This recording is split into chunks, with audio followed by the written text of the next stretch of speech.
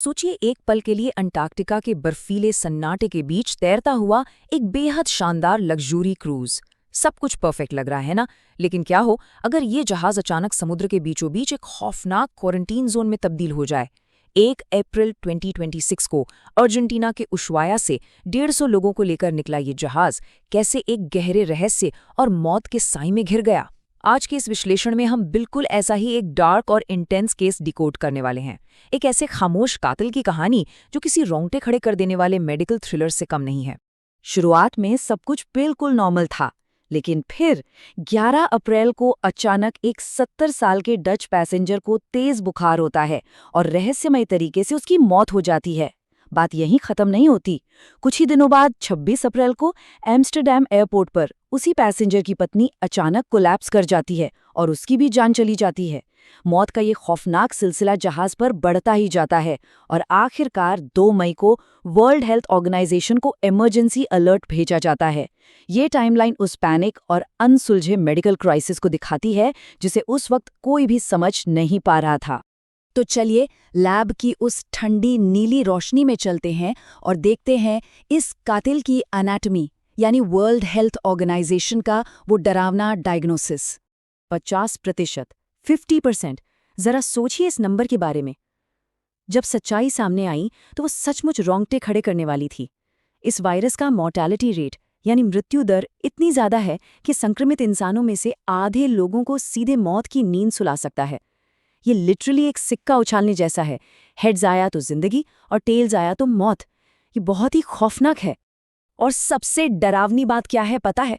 आधुनिक चिकित्सा विज्ञान जिसने दुनिया भर की बड़ी बड़ी बीमारियों का इलाज ढूंढ लिया है, वो इस अदृश्य कातिल के सामने लगभग बेबस है। आज की तारीख में इसकी कोई FDA अप्रूव्ड वैक्सीन मौजूद नहीं है, कोई प्रमाणित एंटीवायरल ट्रीटमेंट नहीं है। डॉक्टर सिर्फ सपोर्टिव केयर दे सकते हैं। इसका सीधा सा मतलब ये है कि आपके शरीर के इम्यून सिस्टम को इस खामोश दुश्मन से बिल्कुल अकेले ही लड़ना पड़ता है। कोई बैकअप नहीं, कोई बाहरी मदद नहीं। अब देखते हैं कि ये वायरस शरीर को तबाह कैसे करता है। हंटा वायरस दरअसल कोई एक वायरस नहीं है। ये वायरसेस की एक पूरी फैमिली है और इसके हमले का तरीका बेहद क्रूर है। एशिया और यूरोप में ये HFRS के रूप में सामने आता है, जहां ये इंसान की किडनी को पूरी तरह फेल कर देता है और शरीर के अंदर भयानक ब्लीडिंग शुरू हो जाती है। लेकिन अमेरिका में ये HPS का रूप लेता है। इसमें फेफड़ों के अंदर बहुत तेजी से फ्लूइड यानी तरल पदार्थ भर जाता है। इंसान अपने ही फेफड़ों में डूबने लगता है और दम घुटने से उसकी दर्दनाक मौत हो जाती है। इतिहास के पन्नों को पलटें तो कुछ डीक्लासिफाइड फाइल्स सामने आती हैं। ये एक खामोश कातिल का 70 साल का ग्लोबल इतिहास है। ये कोई नया दुश्मन नहीं है जो अचानक 2026 में प्रकट हो गया हो। इसका फुटप्रिंट बहुत पुराना है। 1950 के दशक में कोरियन युद्ध के दौरान हंता नदी के बेसिन के पास हजारों अमेरिकी सैनिक इसका शिकार हुए थे और मजे की बात यह है कि यहीं से इसे हंता नाम मिला।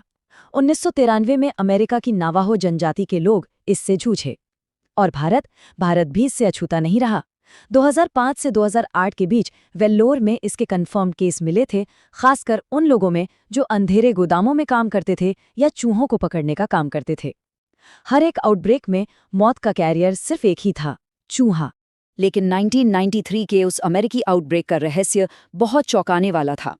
जब मॉडर्न मेडिकल साइंस पूरी तरह से हार मान चुका था, तब वहां के आदिवासी बुजुर्गों की ओरल हिस्ट्री ने इस गुत्थी को सुलझाया। उन्होंने बताया कि कैसे अल नीनो के मौसम के कारण भारी बारिश हुई। बारिश से पाइन नट्स की बम्पर पैदावार हुई। अब पाइन नट्स चूहों का फेवरेट खाना है, तो जैसे ही खाना बढ़ा, चूहों की आबादी में लिटरली विस्फोट हो गया और उन चूहों के साथ साथ फैल गया ये जानलेवा वायरस। मौसम का एक सिंपल सा पैटर्न कैसे एक भयानक महामारी को ट्रिगर कर सकता है, ये उसका एक परफेक्ट और खौफनाक उदाहरण है।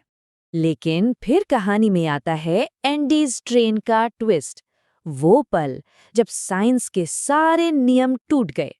एंडीज वायरस, हंता वायरस फैमिली का एकमात्र ऐसा खौफनाक स्ट्रेन जिसने पुराने सारे नियमों को उठाकर बाहर फेंक दिया।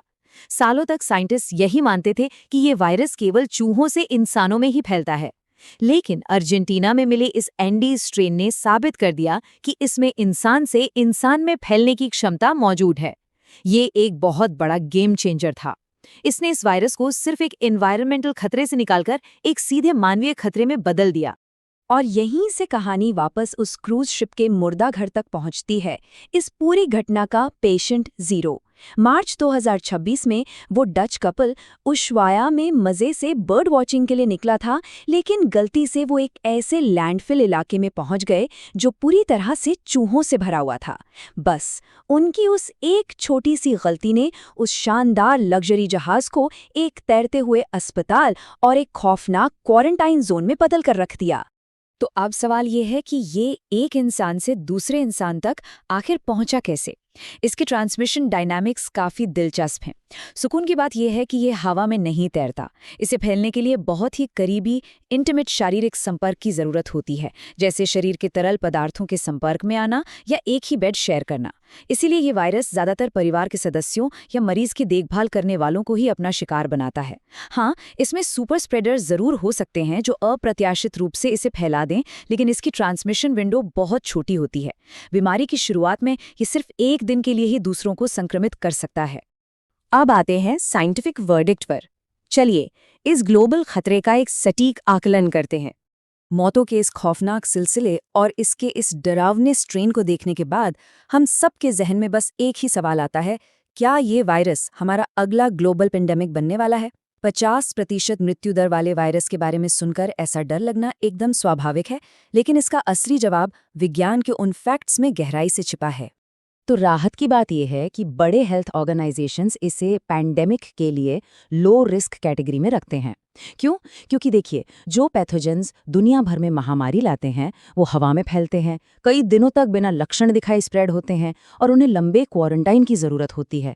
लेकिन हमारा ये एंडी स्ट्रेन हवा में नहीं फैलता। इसकी ट्रांसमिशन विंडो महज एक दिन की है और इसके लिए बेहद करीबी फिजिकल कॉन्टैक्ट की ज़रूरत होती है। तो भले ही ये वायरस हद से ज़्यादा जानलेवा है, लेकिन इसका पूरी दुनिया में जंगल की आग की तरह फैलना लगभग नामुमकिन है। खतरा भले ही कम हो, लेकिन टला बिल्कुल नहीं है। इस खामोश कातिल से बचने के डिफेंस प्रोटोकॉल्स बहुत ही बुनियादी लेकिन बेहद सख्त हैं। सबसे पहली और मजबूत ढाल है अपने घर में चूहों के घुसने के हर एक रास्ते को सील करना। अगर आप किसी पुराने गोदाम या धूल भरी जगह जा रहे हैं तो N95 मास्क और ग्लव्स पहनना बिल्कुल मत भूलिए।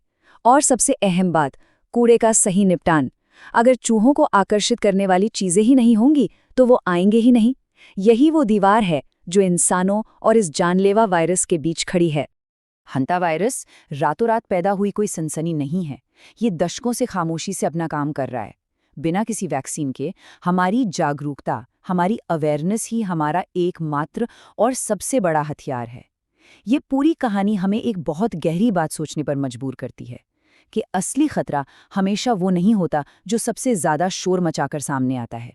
असली खतरा वो होता है जो खामोशी से अंधेरे में पनपता रहता है और जिसे हम अपनी खुली आंखों से देख भी नहीं पाते। सुरक्षित रहिए और जागरूक रहिए।